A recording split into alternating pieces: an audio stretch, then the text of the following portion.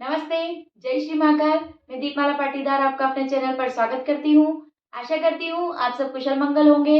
होली के इस पावन पर्व की आप सबको ढेर सारी शुभकामनाएं। I wish you a very happy and safe Holi to all. आइए, कल हमने जहाँ हमारे शिव पुराण को विराम दिया था, आज हम उसे वहीं से शुरू करेंगे। 15वां अध्याय, स्थान व काल निरूपण। ऋषि बोले, हे सूत जी, अब आप कृपा कर हमें पूजा के योग्य स्थान एवं समय बतलाइए। सूत जी कहने लगे, देव यज्ञादि कर्मों को शुद्ध ग्रह बराबर फल देने वाला होता है। उससे 10 गुना गोष्ठ भूमि, गौओं के बांधने का स्थान, उससे 10 गुना अधिक जल का तट, उससे 10 गुना बेल, तुलसी, पीपल की जड़, देवालय, तीर्थ का तट, नदी, तीर्थ नदी का तट, सप्त गंगा का तट, जिसमें गंगा, गोदावरी, कावेरी, त्रामपण्णी, सिंधु, सरयू, रेवा, ये सातों नदियां सप्त गंगा कहलाती हैं। इनसे 10 गुना अधिक फल समुद्र का तट, उससे 10 गुना अधिक फल पर्वत की चोटी पर पूजा करने से होता है, और सबसे अधिक फल वहां जहां मन रम जाए। सतयुग में यज्ञ दानादि से पूर्ण फल की प्राप्ति होती है। त्रेता में तिहाई, द्वापर में आधा, कलयुग में चौथाई और आधे से अधिक।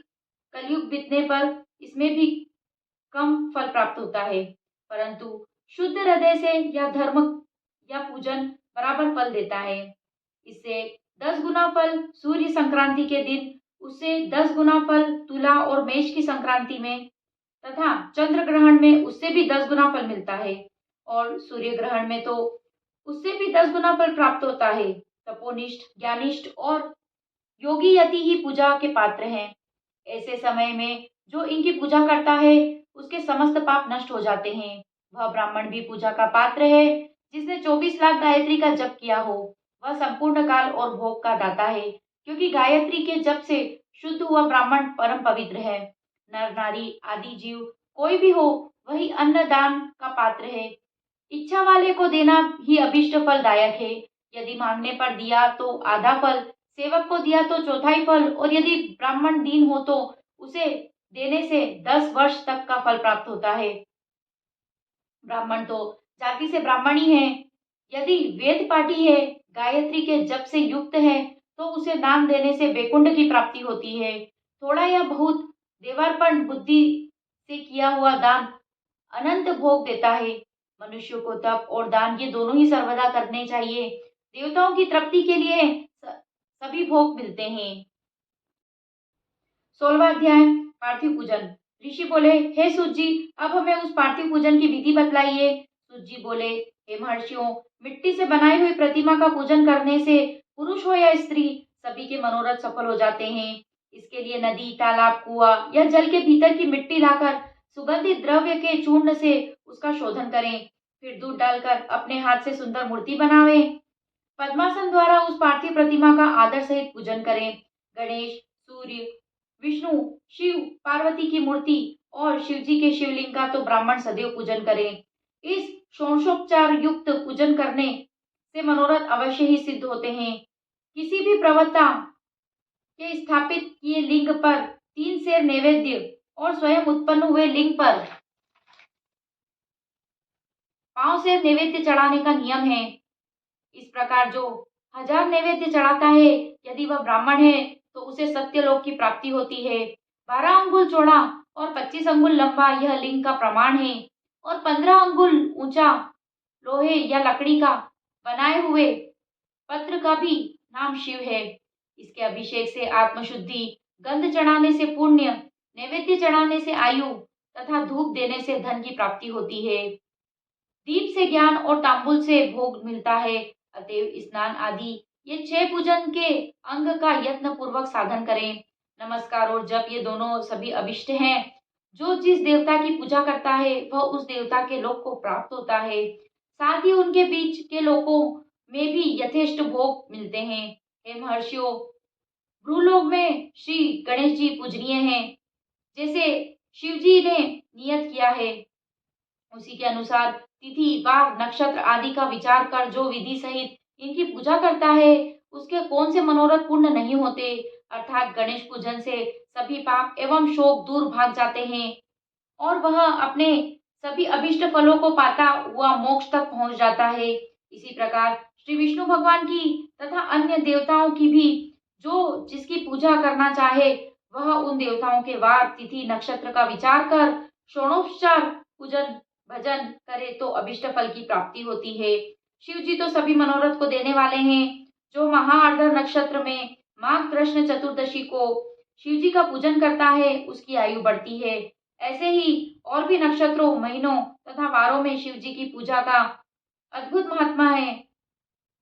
शिव का भजन भोग और मोक्ष का देने वाला है। कार्तिक मास में देवताओं का भजन विशेष फलदायक होता है। विद्वानों को उचित है कि वह इस महीने में सब देवताओं का भजन करें, संयम नियम से जप तप हवन और दान करें, क्योंकि कार्तिक मास में देवताओं का भजन सर्व व्याधि हरता है। कार्तिक मास में रविवार के दिन जो सूर्य की पूजा करता है और तेल एवं कपास का दान करता है उसके यदि कुष्ठ रोग है तो वह दूर हो जाता है।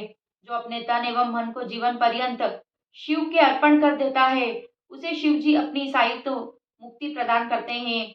योनि और लिंग इन दोनों स्वरूपों में शिव जी के स्वरूप में समाविष्ट होने के कारण शिव जी जगत में जन्म निरूपण है और इसी नाते से जन्म की निवृत्ति के लिए शिव जी की जन्मभूमि का अलग विधान भी है। जैसे अखिल जगत बिंदु नादात्मक है जिसमें बिंदु शक्ति है और नाद शिव जी का है। बिंदु का आधार नाद है और जगत का आधार बिंदु है, इसलिए ये दोनों ही जगत के आधार हुए। बिंदु देवी और नाद शिव हैं, इसलिए यह दोनों शिवलिंग नाम से प्रसिद्ध हुए। अतः जन्म की निवृत्ति के लिए शिवलिंग के को पूजें। देवी रूपी माता बिंदु और शिव रूप पिता नाद है। शिव भक्ति के मिलाप का नाम लिंग है। शिव जी अपने लिंग के पूजन करने से उत्पन्न हो जाते हैं। जो इस शिवलिंग का आदर सहित पूजन करता है वह जन्मादि से निर्वृत्त हो जाता है। आदित्यवार के दिन पंचगव्य गोवर गोमूत्र गोदुग्ध गोघृत और मधु द्वारा शिव जी का स्नान करावें। इसके बाद पुनः दूध से स्नान करावें। शहद ईख का रस गोदुग्ध से अन्न का नैवेद्य बनाकर प्रवण पूर्वक चढ़ावें। जो इस तरह आदित्यवार के दिन प्रेम से महालिंग का पूजा करता है उसका पूर्ण जन्म नहीं होता। रुद्राक्ष धारण करने से, चौथाई विभूति धारण करने से, आधा मंत्र जपने से, पौन पूजन से पूर्ण भक्ति प्राप्त होती है। 17वां अध्याय प्रणव पंचाक्षरी का महात्म्य। ऋषियों ने पूछा, महामुनि प्रणव एवं शंखलिंग का क्या महात्म्य है तथा शिव जी को भक्ति पूजा का क्या विधान है, हमें सुनाइए। सुत जी बोले, ऋषियों प्रकृति से उत्पन्न हुआ संसार को नौका स्वरूप है, इसलिए पंडित उसे प्रणव कहते हैं। प्रपंच न नहीं और ब तुमने, अर्थात तुम में कुछ प्रपंच नहीं है। यह प्रणव माया से रहित होने के कारण सर्वदा नवीन है। वह प्रणव सूक्ष्म स्थूल दो प्रकार का है। इसको एकांत में जपने से भोग की प्राप्ति होती है और जो इसे 36 करोड़ बार जप लेता है वह योगी हो जाता है। यह आकार उकार मकार विंद और नाद सहित तथा शब्द काल कला से युक्त है, अर्थात अ उ म इन 3 दीर्घ अक्षरों और मात्राओं सहित प्रणव होता है जो योगियों के हृदय में निवास करता है। यही शिव शक्ति की एकता स्वरूप तथा समस्त पापों का नाशक है। प्रवृत्ति के इच्छुक का हस्व प्रणव के जप से सारे पाप स्वयं ही दूर हो जाते हैं तथा निर्वृत्ति के इच्छुक को दीर्घ जप करना चाहिए। वेद के आदि में तथा दोनों समय की संध्या बंदन में सर्वप्रथम उकार का प्रयोग करना चाहिए। प्रणव के 9 करोड़ जप से पुरुष शुद्ध हो जाता है, फिर 9 करोड़ के जप से पृथ्वी, फिर इतने ही जप से तेज का, 9 करोड़ जप से वायु तथा 9 करोड़ से गंधादि का जप होता है। ब्राह्मण नित्य सहस्त्र मंत्र जप करने से ओंकार से प्रबुद्ध हो शुद्ध योग को प्राप्त होता है। फिर जितेंद्रिय होकर जो 5 करोड़ का जप करता है शिवलोक को प्राप्त होता है। जहाँ नंदी का स्थान और तपरूप वृक्ष के दर्शन होते हैं, जहाँ नंदी का स्थान है उसके आगे के शिव वैभव को कोई नहीं जानता। वहाँ नंदकेश्वर बाहर स्थित होकर पंचाक्षर मंत्र की उपासना करते हैं। महात्माओं का वाक्य है कि शिवलोक की जानकारी बिना शिव की कृपा से नहीं होती। ब्राह्मण और गुरु से प्राप्त कर शिव पंचाक्षरी का 5 लाख जप करता है, उसकी आयु बढ़ती है। स्त्री स्त्रीत्व से छूट जाती, क्षत्रिय क्षत्रियत्व से छूटकर ब्राह्मण हो जाता है और पुनः मुक्त हो जाता है। वैश्य वैश्यत्व से छूटकर क्षत्रिय हो जाता है और वह ब्राह्मण कहलाता है, तथा शूद्र 25,000 जपे तो वह ब्राह्मण के समान हो जाता है, क्योंकि यह मंत्र शिव स्वरूप है और जो इसको धारण कर लेता है वह शिव स्वरूप हो जाता है। भक्ति की यही महानता है। शिव भक्त स्त्रियां देवी लिंग रूप हो जाती है और वे जितना मंत्र जपती हैं उनके शरीर में उतनी ही भगवती की समीपता प्राप्त होती है। शिव जी को पूजा से विद्वान को आनंद की प्राप्ति होती है। शिवलिंग की पूजा शिव शक्ति की पूजा है और जो भक्त भक्ति पूर्वक षोडशोपचार पूजन करता है वह शिव स्वरूप होकर शिव को प्राप्त होता है। आज के शिव पुराण को हम यहीं विराम देंगे और अब करेंगे शिव जी की आरती।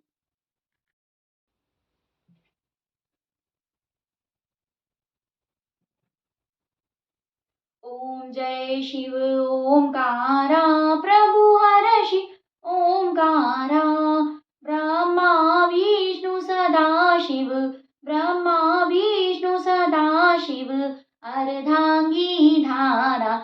ओम जय शिव ओंकारा एकानन चतुरानन पंचानन राजे शिव पंचानन राजे हंसानन गरुडासन हंसानन गरुडासन विश्वाहन साजे।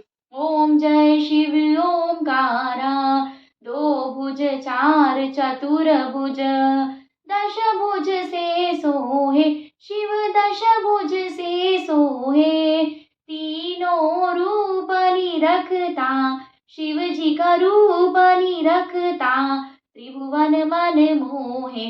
ओम जय शिव ओंकारा अक्षमाला वनमाला मुंडमाला धारी शिव मुंडमाला धारी चंदन मृग मृग चंदा चंदन मृग मृग चंदा भोले शुभकारी।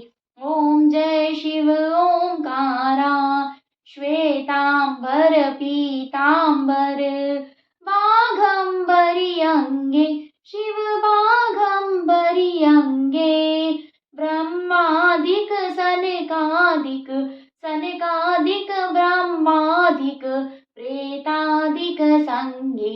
ओम जय शिव ओंकारा करके माध्य कमंडल चक्र त्रिशूल धरता शिव चक्र त्रिशूल धरता जग करता जग हरता दुख हरता सुख करता जग पालन करता। ओम जय शिव ओंकारा ब्रह्मा विष्णु सदा शिव जानत अविवेका शिव जानत अविवेका प्रणवाक्षर के मध्य प्रणवाक्षर के मध्य यह तीनों एका। ओम जय शिव ओंकारा त्रिगुण स्वामी जी की आरती जो कोई नर गावे शिव जो कोई जन गावे कहत शिवानंद स्वामी कहत हराहर स्वामी मनवा चित फल पावे। ओम जय शिव ओंकारा ओम जय हर हर महादेव।